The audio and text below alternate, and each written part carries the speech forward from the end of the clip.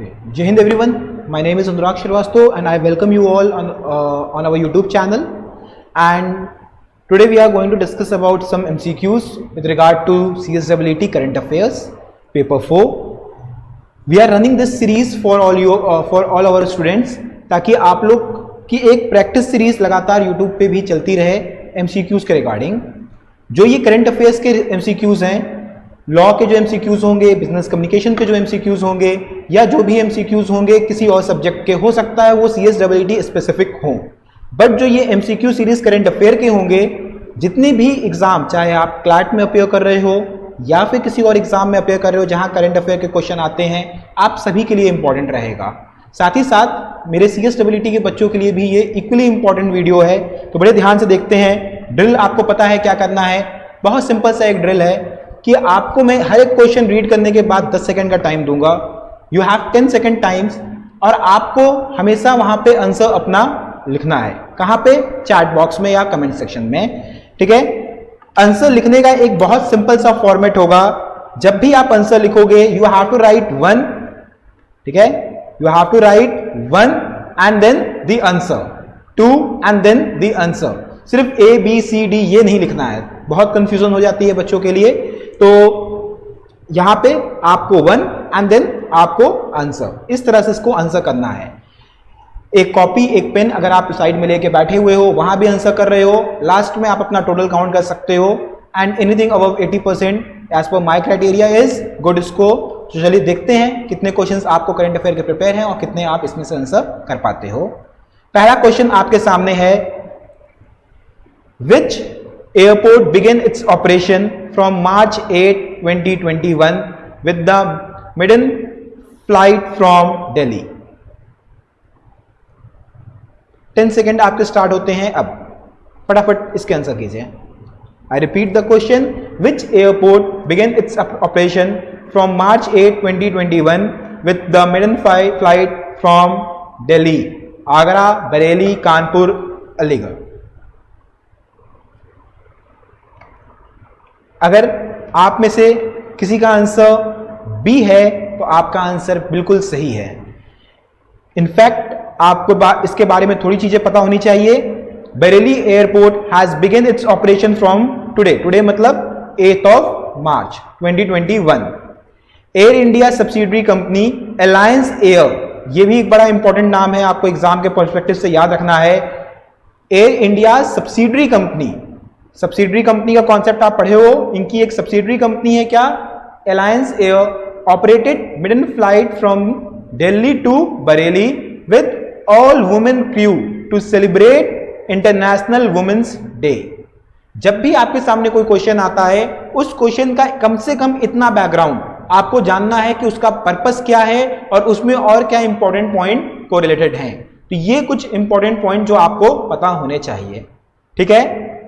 यहां तक कि अभी प्लान किया जा रहा है to connect this Bareilly airline to Lucknow as well. खैर, जब वो होगा तब देखा जाएगा, फिलहाल तो दिल्ली से बरेली के लिए स्टार्ट हुआ है, ठीक है। अगले क्वेश्चन पे चलते हैं हम लोग। क्वेश्चन आपके सामने, which 2 teams have made it to the world test championship final? New Zealand, India, India, England, Australia, New Zealand, India, Australia. 10 second starts now.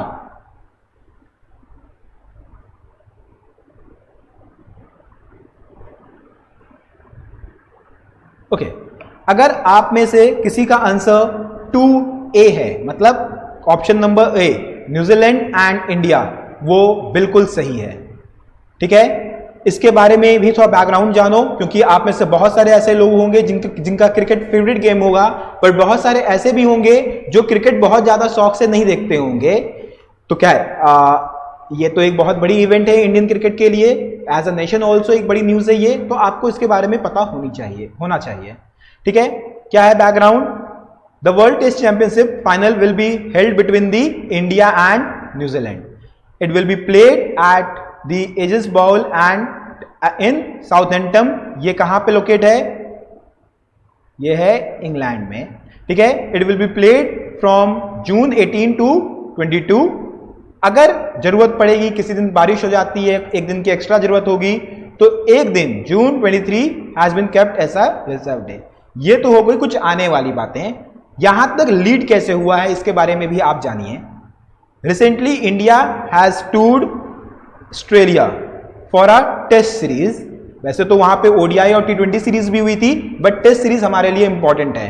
And India उस सीरीज को 2-1 से विन किया था, ठीक है, जिसमें दो इंपॉर्टेंट इवेंट हुए थे। इवेंट नंबर 1 एडिलेड टेस्ट, जो टेस्ट नंबर 1 था, इंडिया ऑल आउट हो गई थी 36 पे, which is one of the lowest score of Indian team in cricket match, in international cricket match. दूसरा Gabba, which was the 4th test, यहां पे India ने विन किया था और ऑस्ट्रेलिया पहली बार आफ्टर अ लॉन्ग पीरियड यहां पे कोई मैच हारा था। तो ये दो इवेंट भी बड़े इंपॉर्टेंट है, कोरिलेटेड इवेंट है। इसके बाद इंडिया और इंग्लैंड की टेस्ट सीरीज होती है और इंडिया 3-1 से विन करती है उस सीरीज को। इसमें एक इंपॉर्टेंट इवेंट है कि आपका एक नया क्रिकेट स्टेडियम जिसका नाम है मोटेरा, ठीक है, इसका नाम अब चेंज करके क्या रख दिया गया है, नरेंद्र मोदी क्रिकेट स्टेडियम, ठीक है। ये दुनिया का सबसे बिगेस्ट क्रिकेट स्टेडियम है इस समय from the point of view of audience. सबसे ज्यादा ऑडियंस इस स्टेडियम में आके मैच देख सकती हैं। तो इस स्टेडियम का भी यूज किया गया था। In this stadium is located in Ahmedabad. तो इतनी इंफॉर्मेशन आपको सिर्फ और सिर्फ इस एक क्वेश्चन के कॉन्टेक्स्ट में जाननी पड़ेगी, ठीक है। सभी को क्लियर होगा, आई होप। चलते हैं हम लोग अपने अगले क्वेश्चन पे। फिर आता है question number 3, what is the new name of Rajya Sabha and Lok Sabha TV. Rajya Sabha और लोकसभा टीवी का क्या नया नाम है? Your time starts now. 4 option आपके सामने हैं, संकल्प, संसद, भारत एंड लोकमान्य।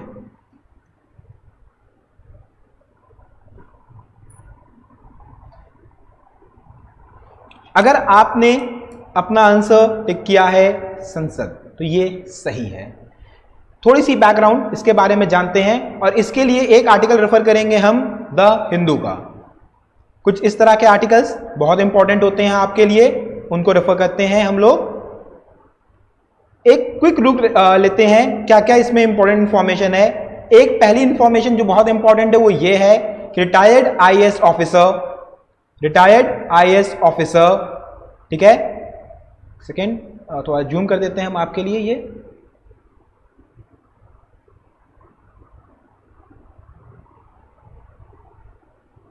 इस न्यूज को हटाते हैं। हाँ, a retired IAS officer Ravi Capoor has been appointed as CEO of the channel. तो पहली इंपॉर्टेंट न्यूज जो इस पर्टिकुलर न्यूज से निकल के आती है वो क्या है, रवि कूपर जो कि एक रिटायर्ड आईएएस ऑफिसर हैं, उन्हें सीईओ बनाया गया है इस चैनल का। दूसरा जो पहले पैराग्राफ में आपको न्यूज मिल जाती है, after nearly 2 years of work the merger of Lok Sabha TV and Rajya Sabha TV has been finalized and will be replaced by a single entity, Sansad TV, ठीक है। तो संसद टीवी इसका नया नाम है जो इस न्यूज आर्टिकल से आपको पता चल सकता है। इसके अलावा भी कुछ इंपॉर्टेंट इंफॉर्मेशन इस आर्टिकल में दी हुई है, आप एक बार इस आर्टिकल को गो थ्रू कर सकते हो, ठीक है। तो फिलहाल for the purpose of this question आपका आंसर क्या होगा, पहले पैराग्राफ में मिल जाएगा, विच इज संसद टीवी। आगे चलते हैं अपने क्वेश्चन नंबर 4 पे। What was the theme of international women's day? What was the theme of international women's day?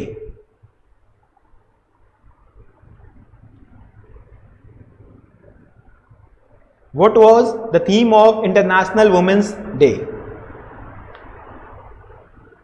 Choose to change, end gender bias, challenges, choose to challenge है, फिर end gender bias, challenge comes from change, empower women। क्या answer सही होगा?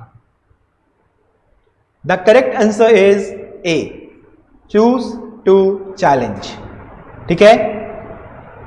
इसके बारे में कुछ बातें आप जानिए। इंटरनेशनल वुमेन्स डे थीम क्या था according to the official website of IWD, ठीक है। This year's themes is choose to challenge. A challenged world is an alert world and from challenge comes change, so let's all choose to challenge. ये इनका theme line था, ठीक है। Synopsis में of the website ये बात mention की गई है। तो एक ये बड़ा इंपॉर्टेंट इवेंट अभी हाल फिलहाल में हुआ है वुमेन्स डे के सेलिब्रेशन को लेके, तो ये बड़ा इंपॉर्टेंट क्वेश्चन बनता है, आपको याद रखना पड़ेगा। और ज्यादा डिटेल चाहिए तो आप इनकी वेबसाइट, ऑफिशियल वेबसाइट को रेफर कर सकते हैं। You will get a more detail information with regard to this question. Next question, which city top the list of cities in ease of living in 2020? I repeat the question, which city topped the list of cities in ease of living 2020? The correct answer is Bengaluru. ठीक है, the correct answer is Bengaluru. ठीक है, क्या इसका background है? Normally जो ease of living index है ये हर साल अपनी Indian government basically union housing and urban ministry इसको पब्लिश करती है, जो इस समय हरदीप सिंह पुरी हैं। ठीक है, तो इस तरह की इंफॉर्मेशंस भी आपके लिए बड़ी इंपॉर्टेंट होती है एग्जाम पर्सपेक्टिव से। आपने अपनी बुक में देखा होगा कि बहुत सारे मिनिस्टर्स या मिनिस्ट्री के नाम दिए हुए हैं अलॉन्ग विद देयर मिनिस्टर, आपको वो लिस्ट याद करनी है। सभी नाम एक साथ याद करना मुश्किल होगा, खासकर CSWT के बच्चों को। आप क्या कर सकते हैं, जो बड़े इवेंट हैं उनके मिनिस्टर्स को आप याद रख सकते हैं। ठीक है, कौन इशू करता है? Union housing and urban affair minister. ठीक है, और इसमें किस सिटी ने टॉप किया है? बैंगलोर। ठीक है, इसके बाद चलते हैं हम लोग अपने अगले क्वेश्चन पे। Which state will host Khelo India university games 2021? Madhya Pradesh, Karnataka, Kerala और हरियाणा। क्या इसका आंसर होगा?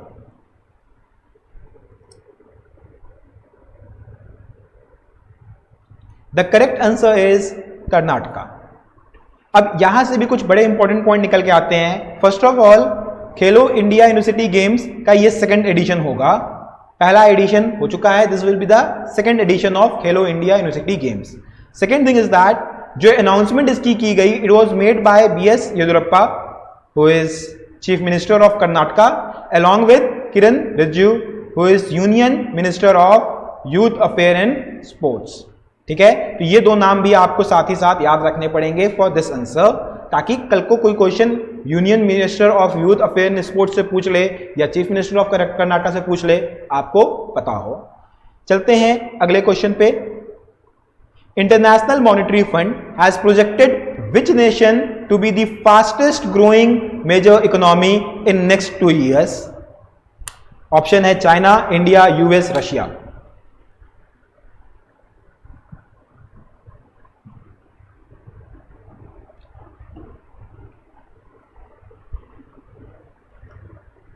इसका आंसर होगा इंडिया। देखो, देयर इज अ पॉसिबिलिटी कि ऐसे क्वेश्चंस, ऐसे टॉपिक, दो IMF is in your syllabus, important topic है, इसके बारे में आपको पढ़ना चाहिए, खासकर वो टॉपिक्स जो इंडिया से रिलेटेड हों, वहां तो बिल्कुल ही पढ़ना चाहिए। बट इन केस अगर आप नहीं पढ़ के गए हो एग्जाम में, अगर आपको तुक्का भी लगाना है, रिस्क भी लेना है, take the risk with India. क्योंकि अगर आपसे क्वेश्चन पूछा गया है, पेपर कहां हो रहा है? इंडिया में हो रहा है। एग्जाम कहां का है? इंडिया का है। कोर्स कहां का है? इंडिया का है। तो there will be a huge probability, not 100% guarantee, but huge chances कि भाई आंसर क्या हो? इंडिया। आप में से बहुत सारे लोगों ने चाइना पे टिक किया होगा, बहुत सारे लोगों ने यूनाइटेड स्टेट पे टिक किया होगा, बट आंसर क्या है? इंडिया। ठीक है, आप इसके बारे में इनकी वेबसाइट पे जाके पढ़ सकते हो, या फिर इकोनॉमिक टाइम्स का एक आर्टिकल इसके साथ ही अटैच किया गया है, PDF के साथ अटैच किया गया है, आप उसको भी रेफर कर सकते हो। बेसिकली IMF ने कहा है कि भाई इंडिया की ग्रोथ कितनी होगी? 12.5% पे होगी, और this will be the fastest growing major economy and the only one expected to record a double digit recovery from the pandemic hit in 2020। Chinese economy जो है वो 8.4% और 5.6% इन 2022 रिकवरी है, which is lower than India. ठीक है, तो इस article को आप रेफर कर सकते हो फॉर फर्दर डिटेल। तो ये सब आर्टिकल्स, ये सब PDF आपको हमारी वेबसाइट पे मिल जाएगा। जो हमारे बच्चे हैं, हमारे क्लासेस में ज्वाइन किए हुए हैं, उन्हें ये आर्टिकल, ये PDF आप पे अपलोडेड मिल जाएगा। चलते हैं क्वेश्चन नंबर 8 पे। क्वेश्चन नंबर 8 क्या है? SpaceX created world record on 24th January 2021 by launching 143 satellites on one rocket. Who is the present CEO of SpaceX? आपके सामने चार ऑप्शन है, Elon Musk, Boris Johnson, Joe Biden या K Sivan.